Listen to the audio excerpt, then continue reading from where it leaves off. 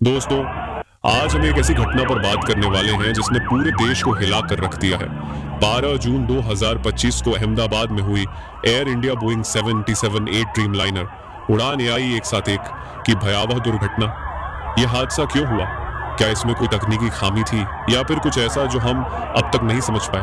चलिए इस पूरे मामले को विस्तार से समझते हैं। सबसे पहले जानते हैं कि यह विमान कौन सा था और कहां जा रहा था। एआई 171 एक बोइंग 778 ड्रीम लाइनर अहमदाबाद से लंदन की ओर उड़ान भर रहा था। इसमें 230 यात्री और 12 क्रू मेंबर्स सवार थे। यह विमान सरदार वल्लभ भाई पटेल इंटरनेशनल एयरपोर्ट से टेक ऑफ कर रहा था और सब कुछ सामान्य लग रहा था, लेकिन फिर अचानक कुछ अजीब सा होने लगा। टेक ऑफ के कुछ ही मिनटों बाद पायलट ने मेडे कॉल दी, यानी किसी गंभीर समस्या का सामना किया जा रहा था। प्रत्यक्षदर्शियों के मुताबिक विमान ने कुछ ही मिनटों में अपनी ऊंचाई खो दी और फिर तेजी से नीचे गिरने लगा।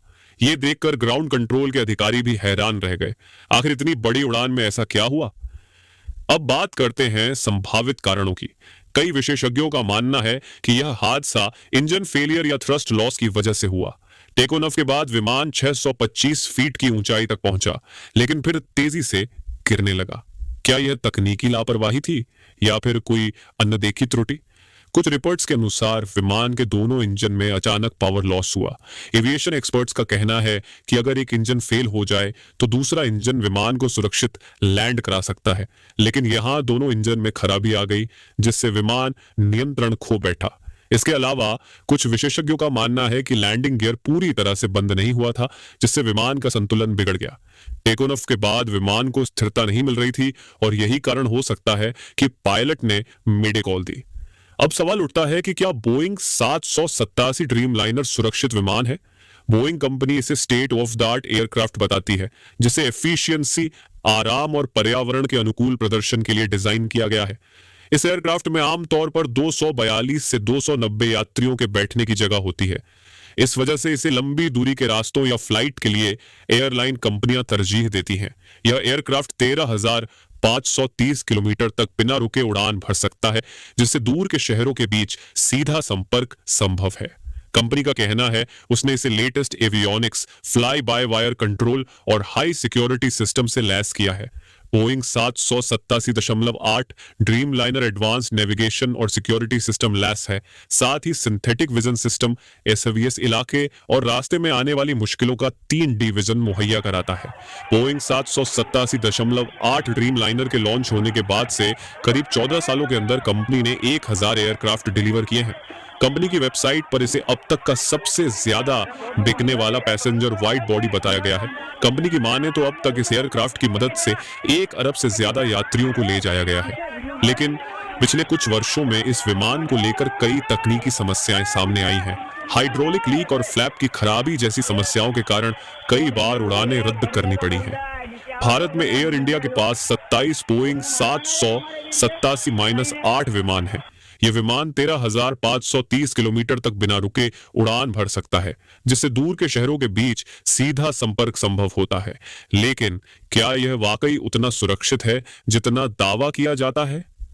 जैसे ही हादसे की खबर फैली, पूरे देश में शोक की लहर दौड़ गई। अहमदाबाद एयरपोर्ट और स्थानीय प्रशासन ने रेस्क्यू ऑपरेशन तुरंत शुरू किया, लेकिन इस दुर्घटना में केवल एक यात्री चमत्कारिक रूप से बच पाया। बाकी सभी यात्रियों और क्रू मेंबर्स की मौत हो गई। इस हादसे के बाद डीजीसीए, नागरिक उड्डयन महानिदेशालय ने बोइंग 787 विमानों की सुरक्षा जांच बढ़ाने का निर्देश दिया है। अब टेक ऑफ से पहले fuel parameter monitoring, engine control system और हाइड्रोलिक सिस्टम की विस्तृत जांच अनिवार्य कर दी गई है। इसके अलावा विमान दुर्घटना जांच ब्यूरो एएआईबी ने इस हादसे की गहन जांच शुरू कर दी है। भारत के उड्डयन नियामक डीजीसीए के मुताबिक इस मेडे कॉल के बाद एयरक्राफ्ट से और कोई प्रतिक्रिया नहीं आई। यह साफ नहीं है कि आखिर मेडे कॉल क्यों दी गई। इस बीच हादसे में इकलौते बचे शख्स रमेश विश्वास कुमार ने कहा है कि विमान ऊंचाई तक पहुंचने में मुश्किल का सामना कर रहा था। इसी दौरान उन्होंने एक जबरदस्त धमाका सुना। टेक ऑफ के बाद विमान 625 फीट यानी 190 मीटर ऊंचाई तक गया।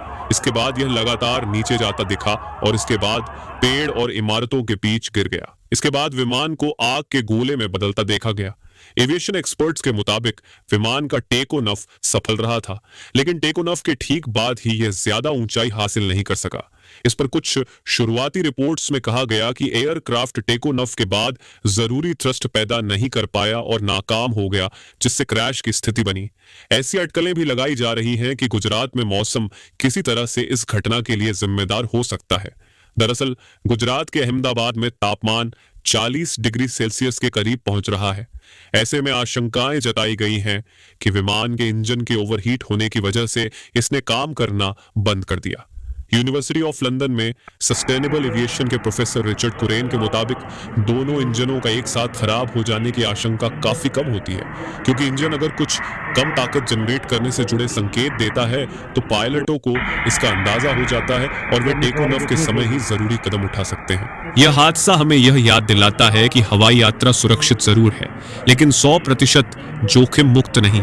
आने वाले दिनों में इस घटना की विस्तृत जांच होगी और सच सामने आएगा। क्या हम वाकई हवाई सुरक्षा को और बेहतर बना सकते हैं? क्या एयरलाइंस को और ज्यादा सतर्क होने की जरूरत है? आपकी राय क्या है? क्या हम इन हादसों को रोकने के लिए कुछ कर सकते हैं?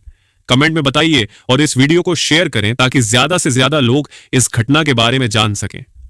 हमारे चैनल को सब्सक्राइब जरूर करें। मिलते हैं अगली वीडियो में।